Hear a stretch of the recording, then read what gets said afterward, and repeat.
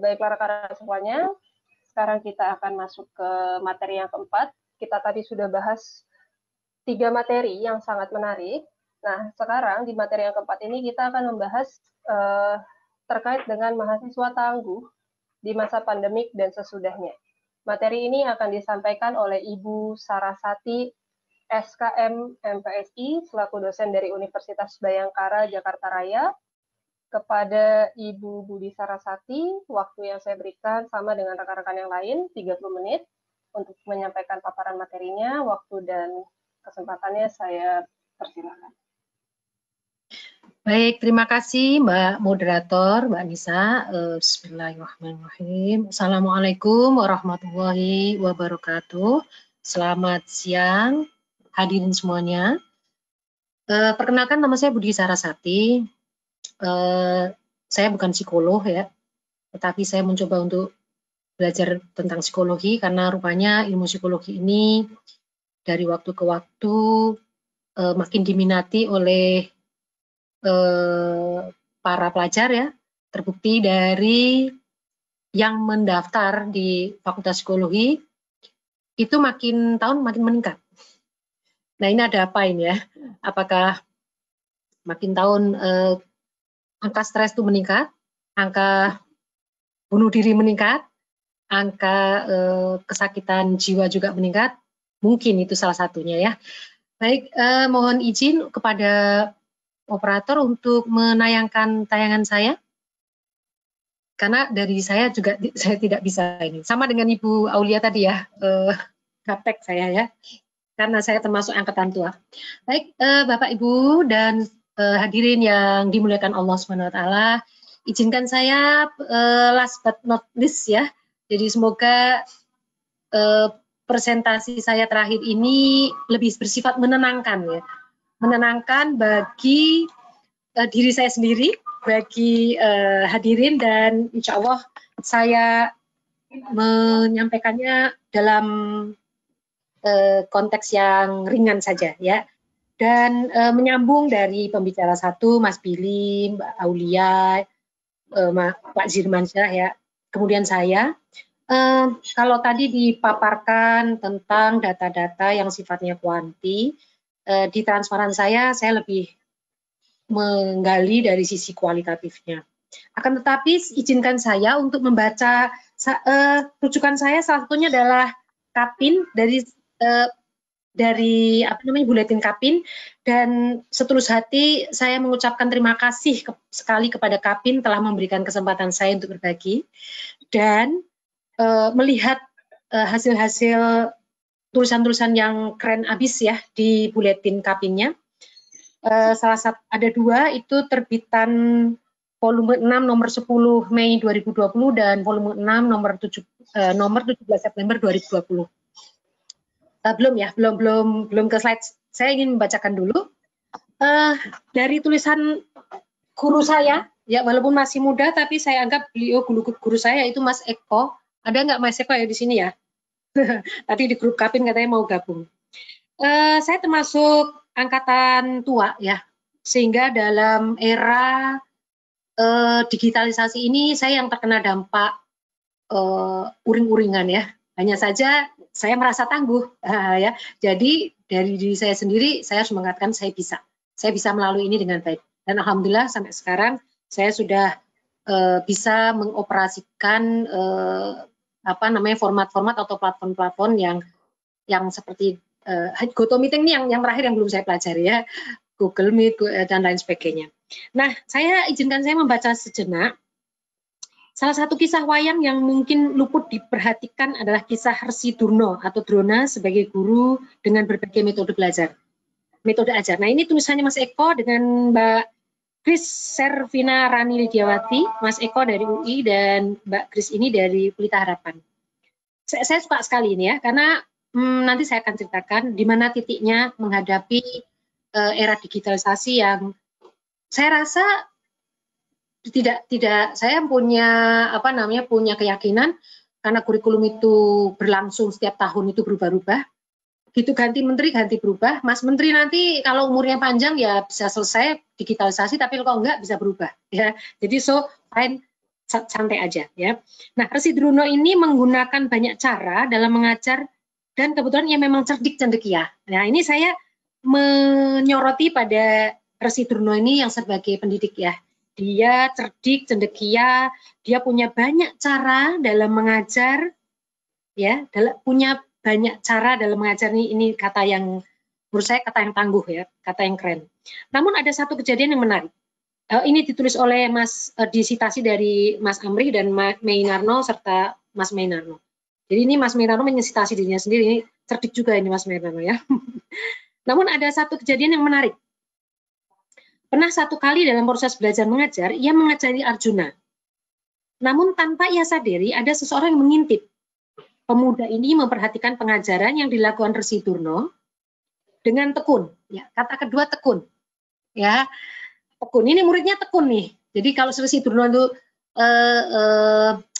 pintar dan kreatif dalam banyak cara, ini muridnya tekun. Ya. Lalu hal ini ia lakukan sangat sering. Jadi tekun ini konsisten, istiqomah.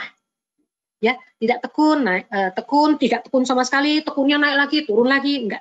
Tidak seperti itu. Akan tetapi untuk mempraktekannya ia kesulitan. Oke. Maka yang dia lakukan adalah membuat patung Resi Durno di rumahnya. Saat di rumahnya itulah ia melakukan praktek apa yang ia pelajari dari Resi Durno. Ya. Nah, patung ini simbolisasi dari sesuatu yang membuat semangat itu timbul terus ya oleh si pengintip tadi.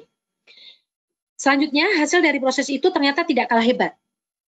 Hal ini diketahui Resi Durno saat ia menangkap basah pemuda yang kemudian dikenal sebagai Ekoloyo. Jadi bukan Eko Mainarno tapi Ekoloyo. Ya, Ekalaya bahasa Indonesianya. Yang lagi-lagi mengintip saat ada kelas dengan Arjuna. Resi Durno minta agar Ekalaya menunjukkan kemampuannya. Barulah diketahui bahwa kemampuannya Ekalaya setara dengan Arjuna. Padahal Ekalaya hanya ngintip. Sedangkan Arjuna itu diajar langsung oleh Resi Durno.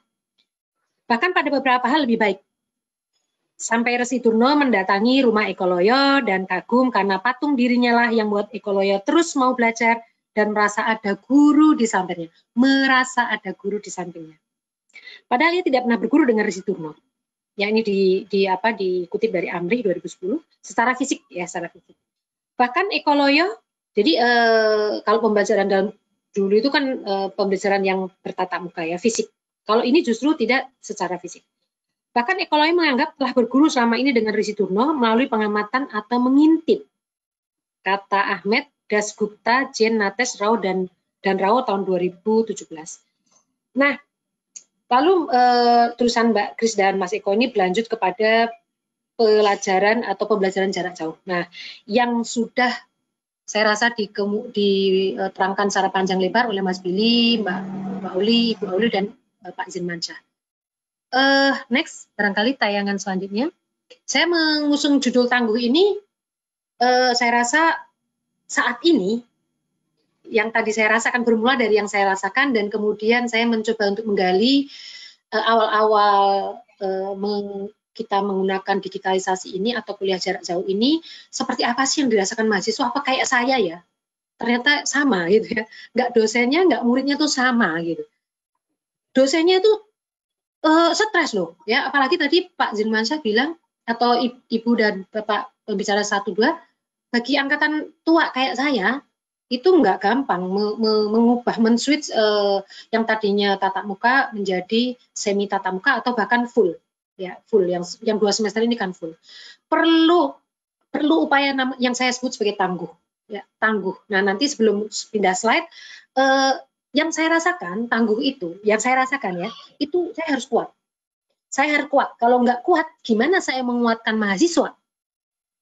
Kalau saya nggak punya cara untuk menyampaikan atau transfer ilmu dengan baik, gimana mahasiswa mau tahu?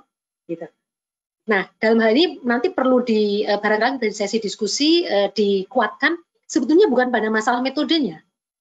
Kuncinya adalah pada diri kita sebagai dosen. Nah, ini saya melihat tayangan tadi yang begitu, apalagi Bu Alia selaku, saya paham betul selaku struktural ya, dituntut dari atas, dari bawah, dari tengah.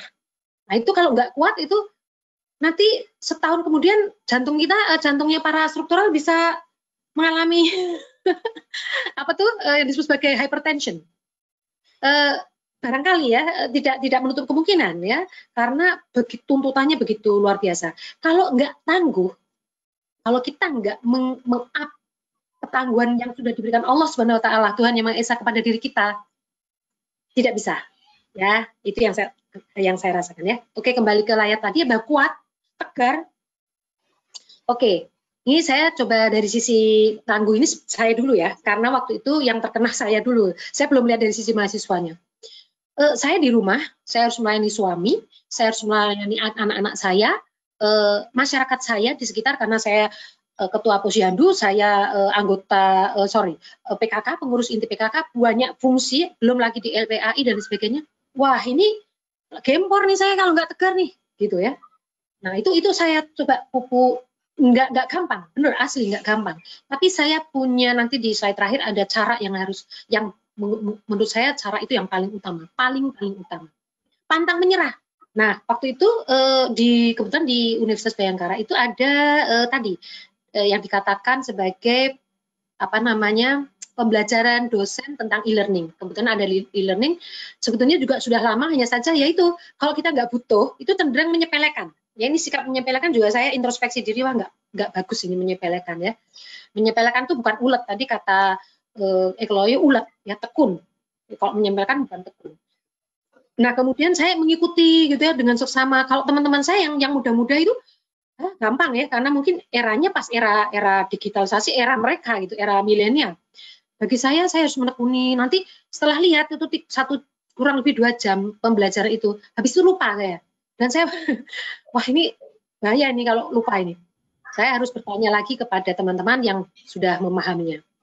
Maka saya memupuk jiwa ulet saya. Kemudian tidak putus-putus asa. Dengan tugas yang bertubi-tubi, ya, fungsi berganda. Ya, saya sangat menyadari Mbak Aulia yang ibu-ibu juga sangat mengalami itu. Pak Zirmansyah barangkali kalau cowok katanya nggak begitu kerasa ya, tapi kalau cewek itu multitasking gitu ya. Nanti mohon dikoreksi kalau saya salah ya. Perkasa. Sama aja, Bu. Oh sama saya Pak. Iya betul. Iya. Apalagi Bapak yang tadinya tidak mengasuh putra tiba-tiba mempelajari ya. Bapak mempelajari mahasiswanya sukses, mempelajari putra sendiri belum tentu gitu ya Pak. Mohon maaf. Betul. Ya. Perkasa. Iya, perkasa itu otot kawat balung besi, urat kabel wajah beton gitu ya, mungkin gitu kali ya.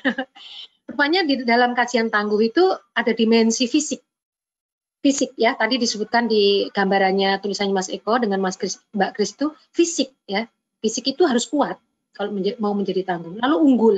Nah unggul ini saya memberikan catatan khusus, unggul diri kita dulu, unggul dalam mengatasi masalah itu merupakan sudah unggul. Kalau dari tingkat agregat atau data yang keseluruhan mungkin unggul. Kalau UT itu sudah unggul di awal jauh sebelum kita melakukan daring. Nah nanti kita bisa belajar sebetulnya UT itu kayak apa sih, hasil evaluasi para mahasiswa UT itu kayak apa. Ini belum diungkap ya. Ini hanya penelitiannya masih sangat minim sekali nih. Gimana mahasiswa UT itu bisa tangguh atau bisa survive di di kehidupan seharusnya, di mana dia berfungsi sebagai mahasiswa juga, berfungsi sebagai pencari hidup juga gitu ya. Karena pernah suatu saat punya Gokar itu mahasiswa S1 UT. Dia sangat ini banget, sangat stres juga awal-awal, tapi setelah itu dia survive ya, dia unggul. Next, translate next. Ya. Nah, ini saya masuk kepada keadaan tangguh mahasiswa. Ini memang data baru sampai 50, sebetulnya ada sampai 150, hanya mengolahnya belum sempat semuanya. Jadi saya coba yang 50 dulu yang bisa saya tangkap. Rupanya saya sederhana sih. Waktu saya masih gaptek itu, saya tidak kehilangan akal karena saya bilang saya harus tangguh ya, saya harus kuat. Maka saya coba saya memberikan penguatan kepada mahasiswa dalam bentuk waktu itu saya membaca jurnal psikolinguistik ya, psikolinguistik. Saya coba merefresh pengetahuan saya supaya saya tidak hektik dengan daring gitu ya. Kata daring itu saya coba singkirkan dulu. Saya mencoba untuk menggali linguistik ya, verbal. Bagaimana mengungkapkan perasaan secara verbal begitu. Nah, terdapat apa namanya penjelasan panjang kali lebar kali tinggi sama dengan volume ya mahasiswa itu ternyata gambarannya tidak mirip-mirip banget seperti yang mirip ya, ada yang cocok dengan yang ditayangkan secara kuanti tetapi ada yang tidak sebetulnya. Nanti saya coba untuk yang tidak yang seperti apa. Nah, secara saya mencoba untuk memadukan data kuantinya, yaitu kalau saya sederhana aja, skala 0 sampai 10, sampai di mana sih kamu tangguh gitu. Ternyata rata-rata mereka tangguh itu, mereka menyatakan tangguh itu skala 7 ke atas. Saya padahal saya tidak ngomong sekian sebagian berarti tidak tangguh, tidak, saya belum menormakan. Pokoknya kamu di angka mana, kemudian wujudkan kenapa kamu milih itu. Nah, di angka 6 mereka yang 8 orang ke sana itu 6 ke bawah itu mereka merasa tidak tangguh. Dia jawabnya apakah kamu dengan ini adalah tangguh? Tidak. Yang menjawab tangguh itu skala 7 ke atas. Ya, ada yang sampai 10 menjawab saya tangguh. Nah, mengapa sampai tangguhnya seperti itu nanti bisa dilihat dari transparan selanjutnya. Nah, ini rupanya yang skala 7 itu disebut sebagai tangguh. Ala mahasiswa ya, ala mahasiswa. 14 berarti tambah 2, 36 yang merasa tangguh di era COVID ini. Nah, seperti apa gambarannya? Next slide, mohon izin. Ya, ini alasannya. Rupanya mereka menuliskan, ya ini menuliskan ya Bapak Ibu, buktinya ada, insya Allah, tapi mohon izin saya tidak menanyakan karena slide-nya terkadung sudah yang ini di panitia. Support orang tua, ya ada yang menyebutkan saya dididik dari orang tua dari kecil tuh disiplin ya, mengatasi masalah itu sendiri, termasuk saat daring ini ya saya nggak bisa tapi saya selesaikan masalah sendiri dan ternyata saya bisa gitu ya, seperti itu. Nah, kemudian ada dorongan survive, rupanya yang support orang tua ini saya rasa nanti justru bisa memberikan masukan bagi para struktural atau universitas atau rektorat atau dekanat, walaupun mereka tingkat perguruan tinggi, tapi saya rasa ini perlu dilibatkan. Namun caranya bagaimana ya saya belum punya kepikiran ya. Tapi nyatanya data 50 orang menyatakan ada faktor orang tuanya. Jadi support orang tuanya. Walaupun ada yang kalimatnya hanya 3 kalimat, ada yang panjang kali lebar khusus untuk menceritakan support orang tuanya seperti apa. Lalu dorongan survive. Nah, ini kalau dorongan survive saya rasa kita ini manusia itu harus sangat bersyukur ya. Saya belum mendapatkan data, mungkin karena kekurang lincahan saya dan kurang ketekunnya saya untuk mencari data-data yang sifatnya kuanti maupun kuali ya, dorongan survive. Tapi sepemahaman saya merujuk pada hukum yang saya anut adalah ajaran agama saya, Islam ya, bahwa ternyata manusia itu memang survive gitu ya. Memang diberikan softwarenya oleh Allah Subhanahu Wa Taala, Tuhan Yang Maha Esa itu survive. So survive ini yang perlu kita up gitu ya. Kan tadi kan ada data tentang ada yang tidak paham, kemudian bosan dan lain sebagainya. Nah, barangkali lupa bahwa ternyata bosan itu sementara gitu ya. Nah, siapa yang bertugas meng-up ini selain orang tuanya? Kita sebagai dosen nih. Nah, maka nanti mungkin di dalam forum diskusi kita perlu fokusnya kita itu bukan pada daringnya, tapi bagaimana situasi pembelajaran itu. Bagi saya sangat meyakini belajar menyenangkan itu sampai sekarang tuh saya pegang terus sampai insya Allah hayat di kandung badan. Belajar itu harus menyenangkan, itu kuncinya. Apalagi saya ada di Lembaga Perlindungan Anak Indonesia, itu ketua saya Kak Seto itu, ya Allah itu ya, guru-guru itu sekarang dituntut jangan belajar dalam tanda kutip, bermain sambil belajar.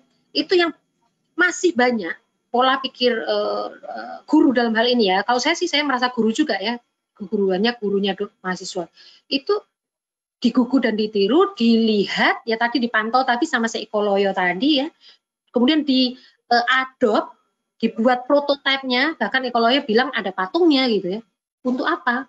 Mempresentatifkan tentang survive ini ya, tentang bahwa ternyata saya bisa, karena mungkin saya merasa didampingi oleh contohnya tadi didampingi oleh dosen saya, bentuk patung tadi ya, si Pendeta Durno tadi. Lalu yang ketiga, motivasi belajar. Nah, ini yang barangkali juga luput dari kita, sementara memang tidak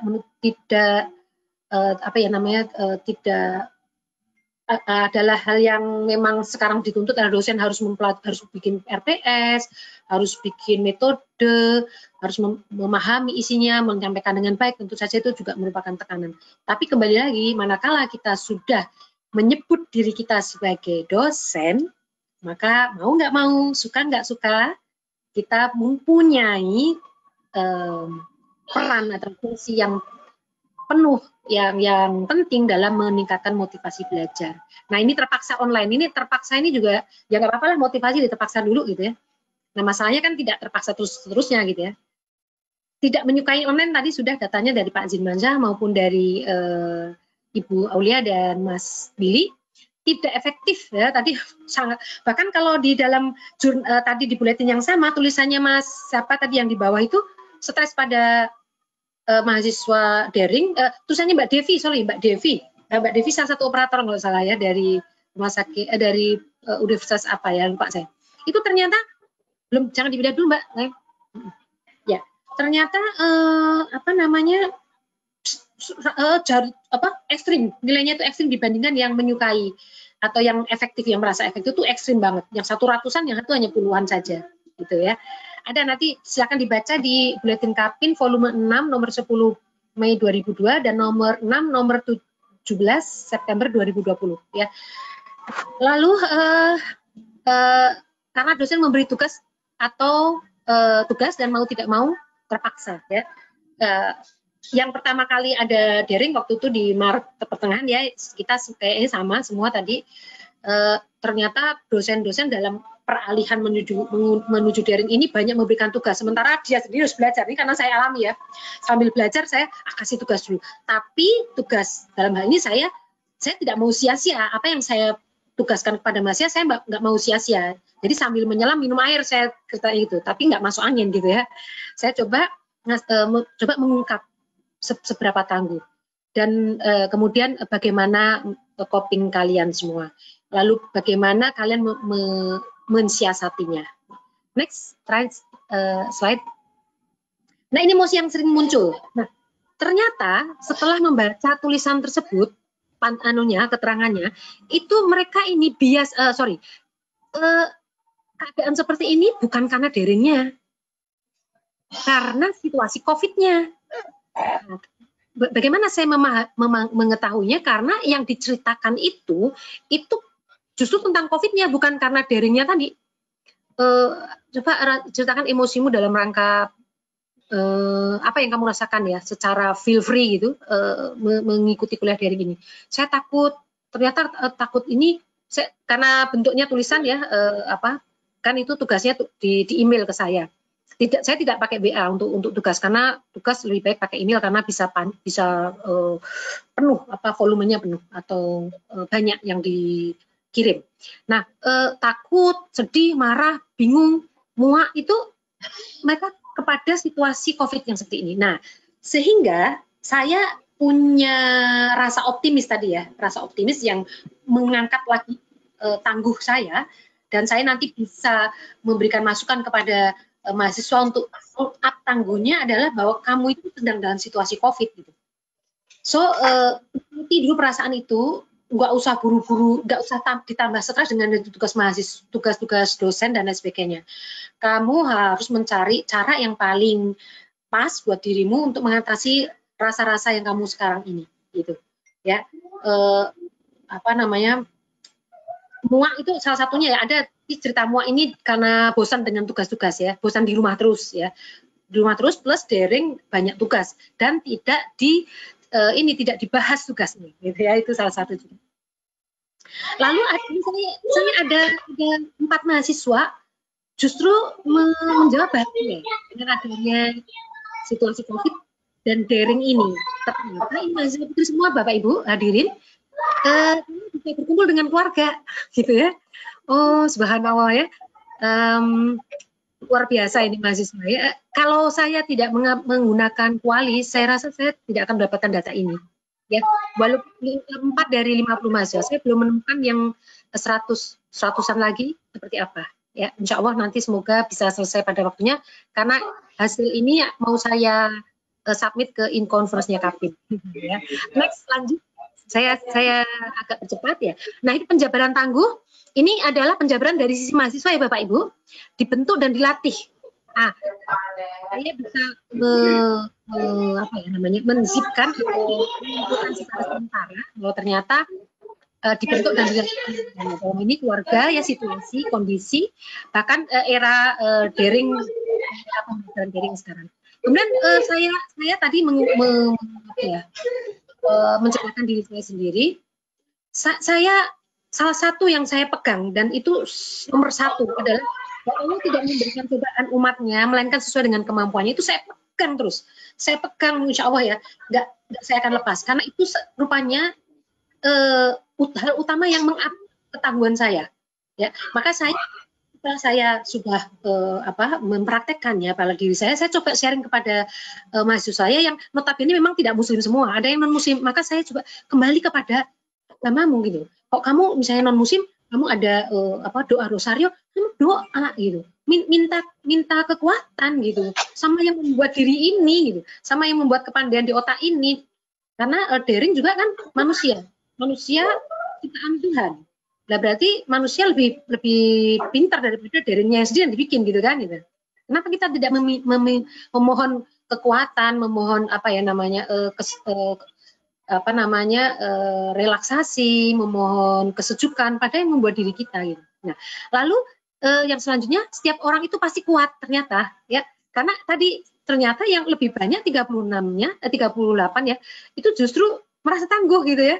Merasa tangguhnya ini kita harus sebagai dosen jeli nih ya, karena saya yakin Bapak Ibu semua yang hadir di ruangan ini ada yang dosen, ada yang mahasiswa, baik mahasiswa S2 maupun S3 ya.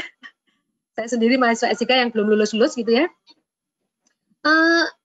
Ternyata sebagai dosen ya, karena kita diamani dosen, kita harus melihat kelas per kelas, potensi kelas per kelas itu seperti apa, sehingga nanti bisa jadi teknik atau metode yang kita ajar di kelas A berbeda dengan kelas B, gitu ya. Kemudian yakinkan pada diri sendiri bahwa saya bisa. Nah, ini nanti di slide terakhir ada namanya self-talk. Lanjut, Mbak. Ya, lanjut. Nah, ini ciri mahasiswa tangguh, ini hasil survei ya. Mereka bisa mengontrol peristiwa yang terjadi dalam hidup mereka ya. Rata-rata ini saya simpulkan dengan kalimat saya sendiri. Bukan kesimpulan ya, saya coba maknai gitu ya. Nah, mereka harus merasa terlibat dalam kegiatan kehidupan mereka. Ternyata mereka yang kos terutama ya, mereka harus menyediakan makan sendiri, harus semuanya sendiri, dan itu mereka harus terlibat gitu. Kemudian mereka merasa harus tegar ya, tegar tadi, melaksanakan tugas daring, melakukan apa saja yang membuat senang ya. Salah satunya, nah kalau ini saya agak membold ya kata senang ini. Bapak Ibu perhatikan putra-putrinya yang sudah punya putra-putri, terutama yang lahiran era milenial ini, atau bahkan yang masih SD, itu lebih pintar gadget daripada kita loh. Apakah Bapak Ibu merasa? Kalau saya sih merasa banget. Sampai sekarang saya tidak pernah bisa main game. Tapi saya juga tidak mau belajar main game, saya nggak mau belajar. Hanya saja saya memang artinya saya tidak tertarik dengan game, tapi saya tertarik dengan yang lainnya. Membuka yang YouTube itu juga saya baru-baru saja ya. Segala tapi anak saya atau mungkin putra-putri Bapak Ibu yang lain, YouTube itu tidak pakai panduan loh. Dia belajar sendiri, memaknai sendiri, itu kan hebat, luar biasa itu. Nah, ini kata-kata senang ini mereka mengalihkan kegiatan yang menyenangkan dengan mendengarkan lagu, membuat main-main permainan yang sifatnya online dan lain sebagainya. Nah, slide lanjut. Ya, nah ini saya coba tangguh dari masa ke masa. Ternyata tangguh ini tidak hanya menjaga fisik ya, ternyata mental. Jadi fisik dan mental ini perlu banget. Ada beberapa mahasiswa saya terkena COVID ya, ada yang terkena COVID ternyata ya nggak bisa berpikir jangankan melakukan daring ya, menerima dirinya COVID aja susah ya, maka Tangguh ini perlu fisik dan mental. Ternyata setelah membaca tulisan mahasiswa juga, Tangguh itu naik ya, hampir semua sekitar 80% itu menyatakan bahwa saya kadang tangguh di bidang ini atau ditangguh di masalah ini, tapi saya tidak tangguh di masalah yang lain. Ya, nah saya belum mengorek masalah lainnya itu apa. Kalau ada sekitaran kurang lebih maaf ya 4 tulisan, ternyata kalau sudah masalah cinta, nah ini dia. Nah itu mereka cenderung tidak tangguh, ya, gitu. Ini 4 tulisan ya, bermasalah dengan pacarnya.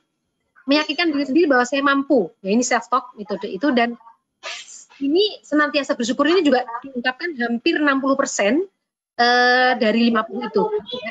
Bersyukur pada apa yang sudah saya miliki. Karena saya masih bisa belajar, saya masih bisa makan sehari dan lain sebagainya. Next slide.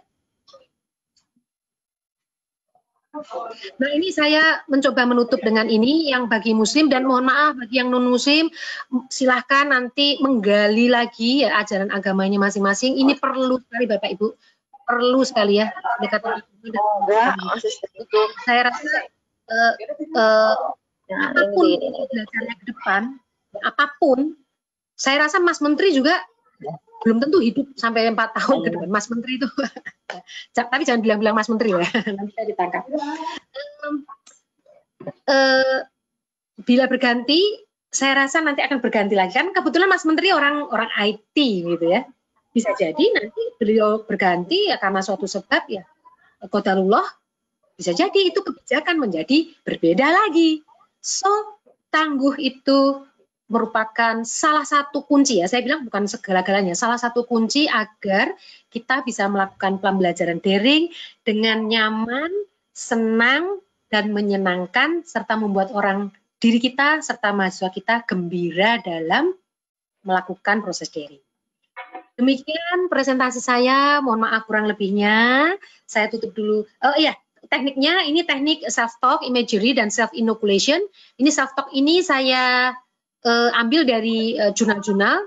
Ternyata para olahragawan mau maju itu self-talk dulu, saya bisa. Bukan saya menang, ada sih beberapa kata saya menang, tapi saya bisa, saya mampu.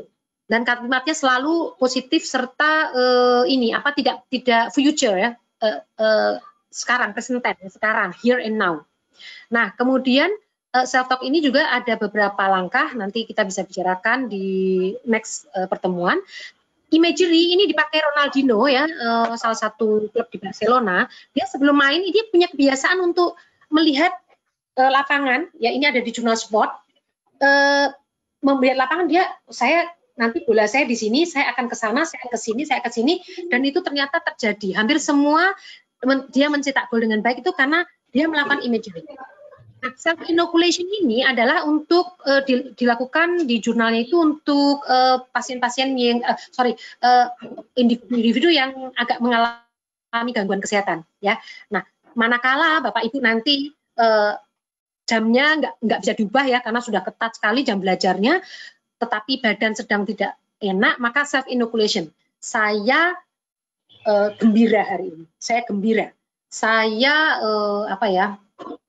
menggembirakan mahasiswa saya. Nah ini salah satu self-inoculation. Ya ini saya rasa sama dengan self-talk, hanya saja ini banyak digunakan di ranah